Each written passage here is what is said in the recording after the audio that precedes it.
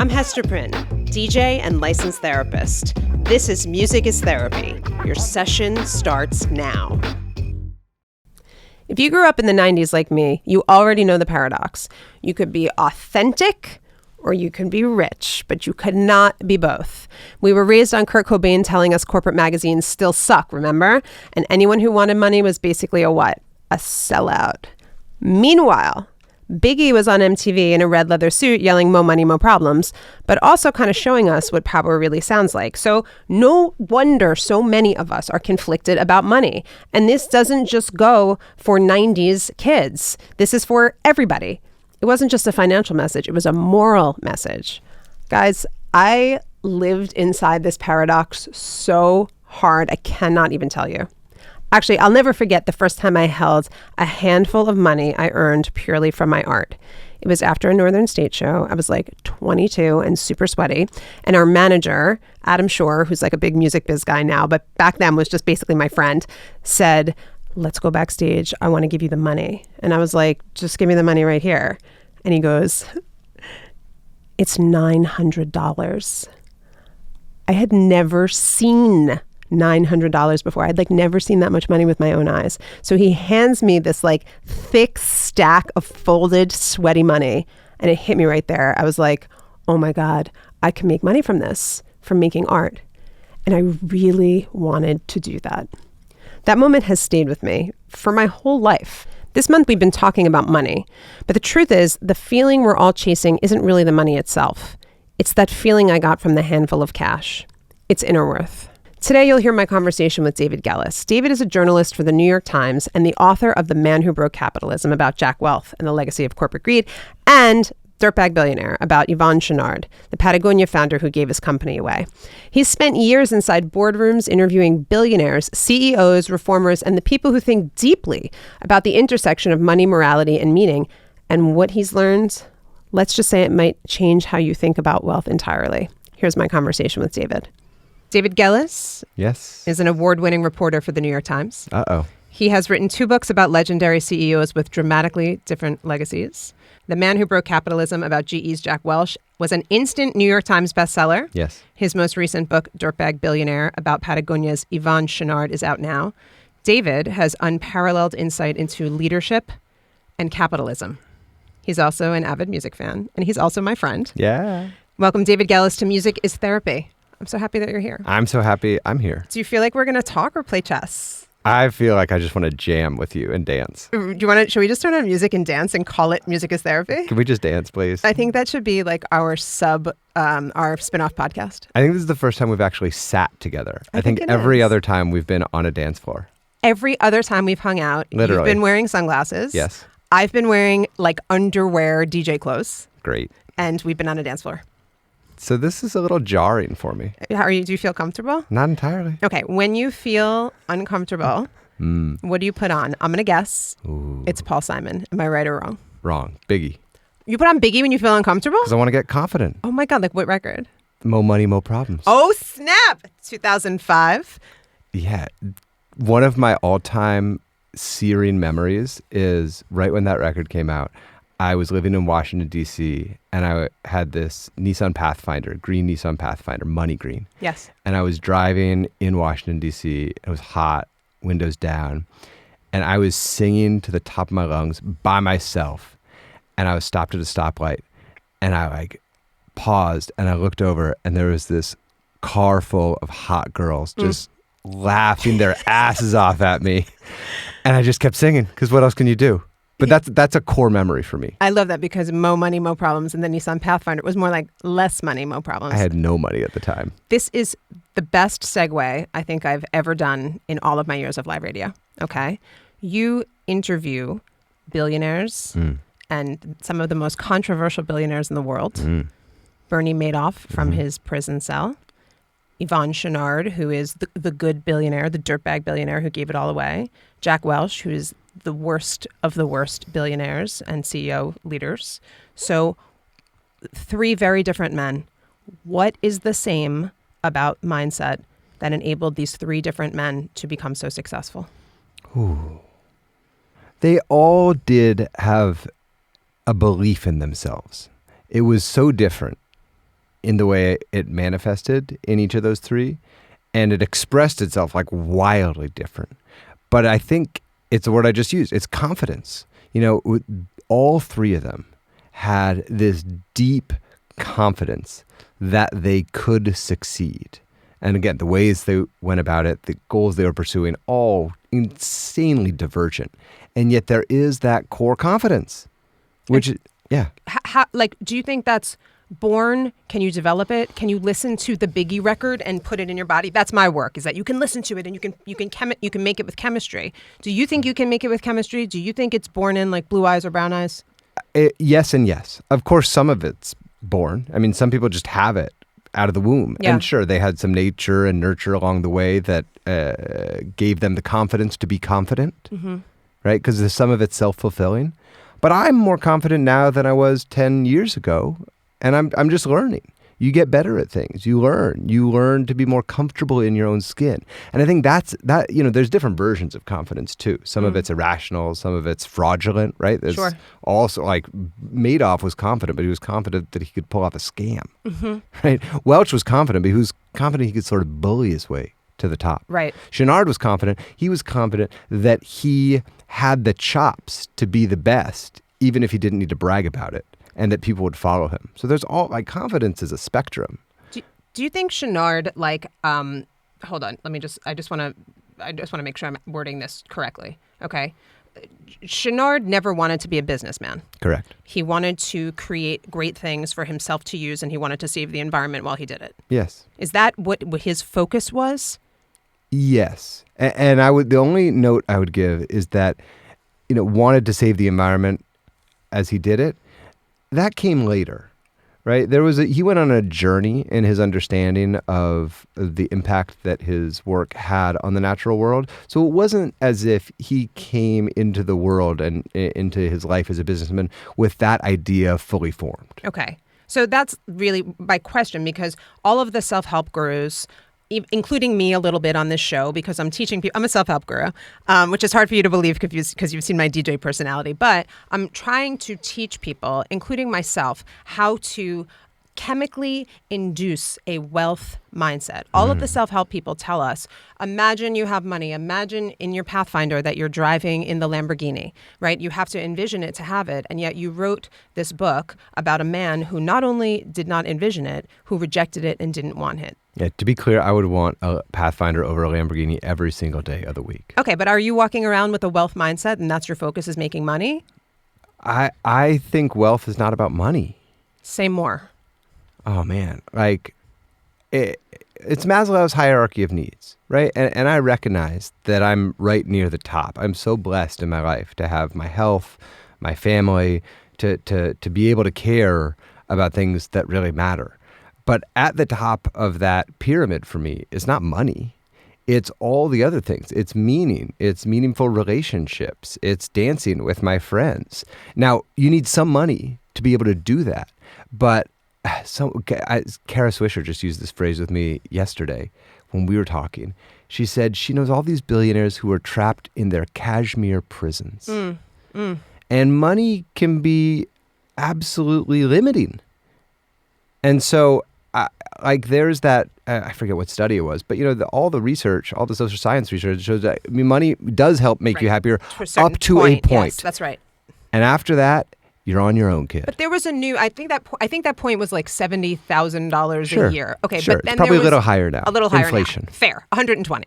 But probably higher in New York. Okay, let's be honest. Whatever. But there was a new study, another study that came out and said that was not true. Yeah. Wasn't there? I don't know. Well, there was. So for me, I'm going to be very revelatory. All right, I'm going to be really revealing. I really want money. Yeah. I love money. Great. I love hip hop. Yeah, me too. I know you do, but I'm from the East Coast. Okay. And so hip hop looks a certain kind of way. And I'm a kid of the 90s where we had a paradox. And the paradox told us, as you know, and this when I read Dirtbag Billionaire, this is what I was thinking. I was like, is this Kurt Cobain if he lived? Because the paradox was authenticity, financial success cannot merge. They cannot coexist. Okay, Kurt Cobain taught us that. Corporate magazines still stuck on the T-shirt. That was the ethos of the 90s. It was called selling out, and somewhere along the way it changed. And I went in my life and became an artist and knew with absolute certainty that to be a successful artist meant to forego money. It meant to reject money. It meant to go to a dinner party and sit with successful people and look down on them because I had chosen something more with more meaning. Now, I feel that was extreme, untrue, and the entire world has changed. Yeah. The entire world has changed. Yeah. And so how can it be that you can have authenticity and good things and this hierarchy of all the stuff that makes you happy, and money is like not on the list, but everywhere we go, the messaging is that money is the most important thing. Drake says money is not the most important thing. Money is the only thing. Like that. This is a paradox. How do you, as a person who's at the top of your career, you're most successful, and you interview billionaires, like how do you reconcile all this? There's a lot there, but one quote is coming to mind, and it's maybe apocryphal, and I might be getting a little wrong, but I think Pablo Picasso said something to the effect of, he wants to have money like a rich person, but live like a poor person. And that's what Yvon Chouinard did, right? Yvon Chouinard was a billionaire. He was on the Forbes list of billionaires. He did not live like a billionaire. He did not spend the money he had. And this, to me, is real wealth in a way. And, I do not make a ton of money. We don't need to get into like the nitty gritty of my personal finances, but I'm doing fine, but I'm not like balling out. And I still live below my means, right? It's like my family and I have decided that it is not important for us to have a nice car. Like we got sort of a beater that gets us up and back from New York City to the woods. And we're blessed to have a little place out of the city, but it's a 100-year-old cabin, right? And we love living in simplicity. I mean this, I love doing the dishes, right? There is like joy in the real simple act of just going about my life. And I have found that when I spend my money on material possessions, it just doesn't make me happy. Yes, that's right. That's right. I have to say, right, because I'm going to be a clinician about it, and I'm also being revealing. When I think of you, I know you as a person and a cool person on the dance floor. But I spent the last week reading about you professionally. So I know that this isn't, the most high-paying industry on earth, let's say, but wherever you go, people treat you with reverence and respect because you wrote these books, you interviewed these people, you're the New York Times award-winning journalist. Yeah. Does that fill the space that someone like me, who maybe is rolling with some more insecurity and doesn't exactly know maybe where my place is? And I'm saying this because I know there's a lot of people listening who probably feel the same way. Yeah. Does that fill that space that I falsely think if I had enough money, it would fill? Yeah, I think that's super insightful. And I definitely, you're spot on. I derive a lot of value and a lot of personal worth from the way I get to show up in the world by virtue of the work I do. Big time. Yes. You're spot on right there. And I'm reminded on the flip side that, so many of the real billionaires that I interview, that I interact with, are incredibly thin-skinned. Yeah. Because it's not the number of commas that they have that ultimately gives them their self-worth. It's something way deeper, something way more personal. And it's how they view themselves, which is very different than how we and the public sees them on the Forbes list. Yes. And I think we're getting somewhere really important, which is that it's so individual and so intimate about how we understand our place in the world and where we derive value from it. But where I keep coming back to is like, it's up to us. what we're talking about here is our own perceptions of self-worth. Yes, that's and so our right. own perceptions of wealth. And I think what we're both talking around is the truth that it is not how other people perceive us that actually makes us worthy or not worthy, or wealthy or not wealthy. That's right. When I think of you and I'd say it's safe to say we both have enough money to live this blessed life and do all the things we want to do. Okay, we're not like maybe almost all the things. Almost all the things. But you know what I'm saying within the hierarchy and all of this.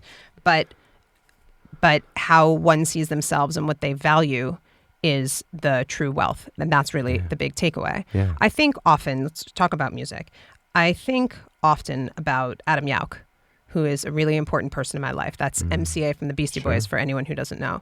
And Yauch really blew my mind, and I have a picture of him in my office that Ray Lego took, and he watches me work because he reminds me that money and fame are not the destination. They're not even in the roadmap. And he found that out because he had it early, and he publicly spoke about, this is not it. This is not it. And he went and he found Buddhism and, founded the Milarepa Foundation and all of this and did all of this work. I still struggle to rectify that in my own life. And I have a big fear that I'll get to the end and I'll turn around and I'll say, no, it was all these other things that were the thing. And what makes me feel full in that way is listening to records that I love. That's like the only thing that really fills the space. And I know you and I share that, right? What are like your most important records? What are the records that fill you? Oh, that's such a specific question. Most important is so different than favorite. Yeah. Do you know what I mean? Yes, I do. Most important are the ones that I feel like got me through the hard times. Yeah. Like what? Tell us one.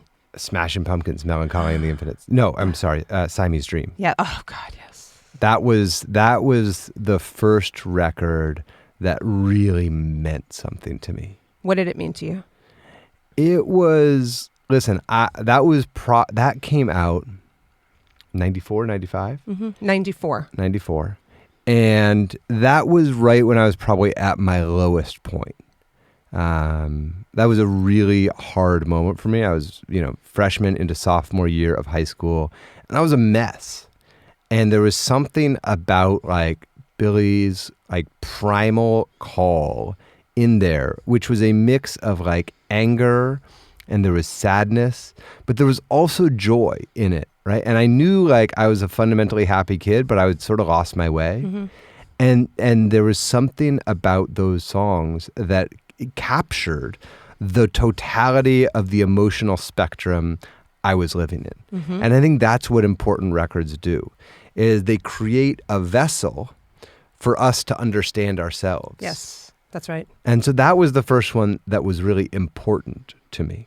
I love that. The song Mayonnaise on that record, and he says, this line always hits me where he says, run away with me tomorrow. I remember pulling into the high school parking lot and listening to that line, sitting in my car and just thinking, God, I wish I could run away from all of this. Yeah. A great record attunes to us. Like, when your kids come home and they had a bad day and they say, I had such a bad day. And you say, oh, tell me what happened. You match their emotional state, right? Yeah. If you said, oh, you should cheer up and be grateful for what you have, you would totally, Right. miss a line. So a great record attunes to us. It says, you're feeling this. Yeah. When someone attunes to you, names your feelings, that's what therapists do, it settles your nervous system. That's something people need to learn to do with each other. Yeah. Just name the other person's feelings, right? What's like your favorite stuff to dance to? Do you like the pop records? Like, what do we feel about Dua Lipa? Where do we land on Lady Gaga? Like, you and I have a very similar, musical taste in a lot of ways. Yeah. But there's a place where I diverge, and I don't know if you're coming with me. Okay. I want to know where that place is. Do you listen to like the pop goddesses? Do we have feelings about Mariah Carey? Like, where are we landing on pop music? music? I actively put them on? Correct. No. With the exception of T, for a whole host of reasons. What would those reasons be? Number one, my daughter, who's 11, is obsessed. And like when she wants to listen to music, she wants to listen to T. Number two, I don't know if I'm allowed to say this, but I know someone in the band who's a very good friend. And so I have just tribal loyalties to the T juggernaut. Sure. And three, and this is very true, I love female singer-songwriters and always have. And T is like one of the all-time GOAT singer-songwriters. She is one of the all-time GOAT singer-songwriters. Who do you love, though? Not T. That's a singer-songwriter, a female singer-songwriter. Dar Williams. Okay.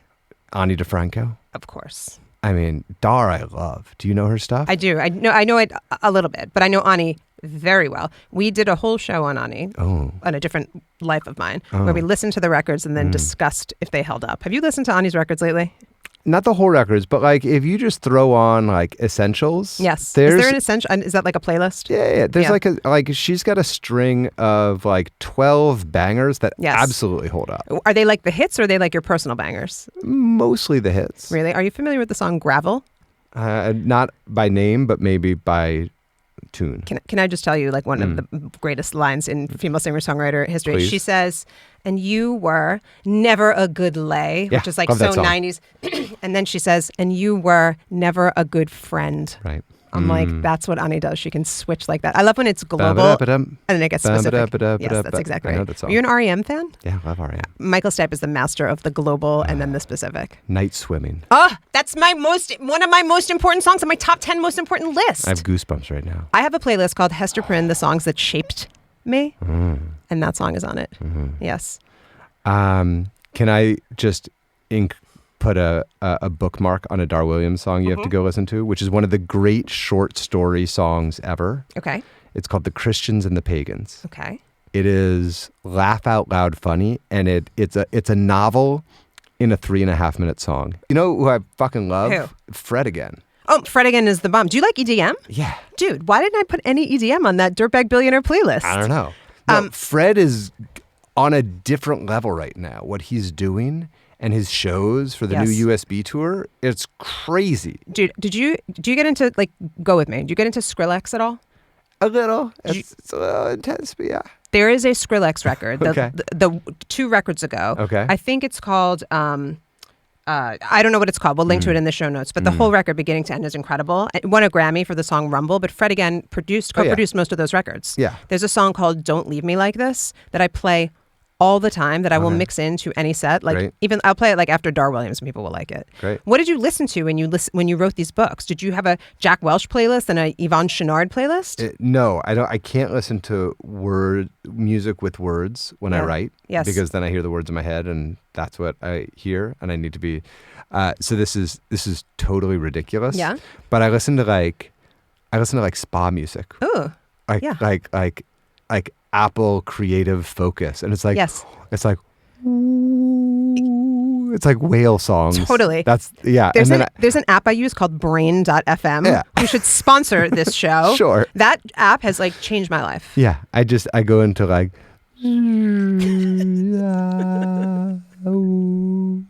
Did you ever listen to the Constant Gardener soundtrack? I don't know. You know, Questlove has a fork tuning playlist, and he has that, and then he has a meditate with Questlove playlist. Yeah. I think they're public playlists, Okay. and I listen to those when I need to like go into a deep focus. Great. Bing. Mm-hmm. And I'm in such a deep Led Zeppelin hole right now. It's almost like the only thing I can listen to. Are you a Led Zeppelin? Of course I love. Did you watch the movie Becoming Led Zeppelin? I did. Did you like it? Yeah, I did. Did you like think Jimmy Page was a visionary of the highest order? So I don't like him that much. What? Really? I love Jimmy Page. Like, and I feel very connected to him. I do, but to me, this is really an important distinction. I think there's a big difference between being like a rock god, yes, and being a creative genius. Say more, because, and we're going to wrap this up. Yeah. This is the paradox that I am struggling with, because when we say there's a difference between being a rock god and a creative genius, what I hear is there is a chasm between authenticity and commercial success. That's not what I'm saying. Tell me what you mean. The Who, rock god. David Bowie, creative genius. The Rolling Stones, rock gods. The Beatles, creative geniuses. I feel very like I don't feel that you can compare the Stones to the Beatles, because the Stones are from a completely different rock tradition than the Beatles. They're not even the same. You're comparing apples to oranges. No. Who could say such a controversial thing on my show before walking out? I'm about to walk out right now. That's kind of fucked up. Yeah. You think the Stones are rock gods and not creative geniuses? I'm not saying they're not creative. It sounds like you just said they were not creative geniuses. No, the geniuses are the ones that open new doors and that are truly path-breaking in how they fundamentally change our conception of what art is. And I don't know that the Stones fully did that. I think they were masters and gods of a certain archetype of music, but I don't think they fundamentally introduced new paradigms. Bowie introduced new paradigms. The Beatles introduced new paradigms. That's what I'm saying. Do you have to be new to be genius is one question, but we're ending here, so I want to bring this back. Yvon Chouinard is the Beatles in leadership and capitalism because this man, without chasing it, created $1 billion company. Yeah. Without chasing it, without visualizing the money, without driving, listening to Biggie, without doing what I did was buy a Porsche so I could listen to Rick Ross so I could visualize my life. Yeah. His wealth, he created something and money measured it. And what he created was impact and positivity and a product that people loved. Yeah. And then he gave it all away. Yeah. Is that creative genius in leadership? Or is it crazy? I think in the constraints of the field, right? Which is to say, like capitalism, we're a lot of boundaries. Yeah, I think he did it in a pretty profound way. And I think what he did at the end of his career, which is the end of the book, which is the big story I wrote 3 years ago, giving it all away in this creative structure, that was new. No one had done this before.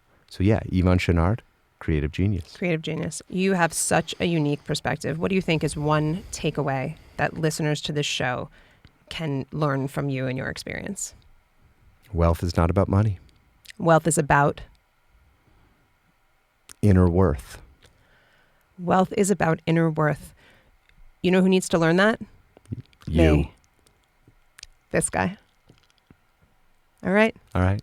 Thanks for coming. Bye. I'll see you. We'll dance together at a party, like maybe on Saturday. Look forward to it. Okay. Everyone, check out Dirtbag Billionaire. Thank you. Because that's an amazing book. Thank you for listening to Music is Therapy and for riding with me through Money Month. I hope these conversations helped you see your money story with a little more clarity and a lot more compassion. Thank you, David Gellis, for coming to the show. If you'd like to learn more about David's work, you can check him out at davidgellis, GELLES.com. And I loved the book, Dirtbag Billionaire, and I recommend it to everyone. If you've been listening to your money song all month, living with your money dream, you've done the work. Right? That's like step one. And even if it doesn't feel like it yet, something has shifted. If David or I said something today that cracked something open for you, send this episode to someone who'd feel it too. And if you can, leave a review. It only takes a minute and it means everything to me. The January playlist is in the show notes if you want to stay in that money energy a little longer. And if you want to go deeper with this work, I teach the full method in my Music Connection Therapy course. The link is there too. Okay, next month, February, we are diving straight into love and relationships. Romantic, messy, hilarious, painful, all of it. The lineup for this month is stacked. Mark Groves, Damona Hoffman, and one of my idols for many years, Dan Savage. I'm so excited Dan came and spoke to me. Trust me, February is going to be a ride. Okay, I'm DJ Hesta Prynn. This is Music is Therapy. So happy to have you here. I will see you next week. DJ Hesta Prynn's Music is Therapy is a production of iHeart Podcasts. I'm your host, DJ Hesta Prynn. Our executive producers are Marissa Bramwell and Jonathan Strickland. Our associate producer is Jonathan Klopp. Our marketing lead is Allison Cantor-Grabler. That's it.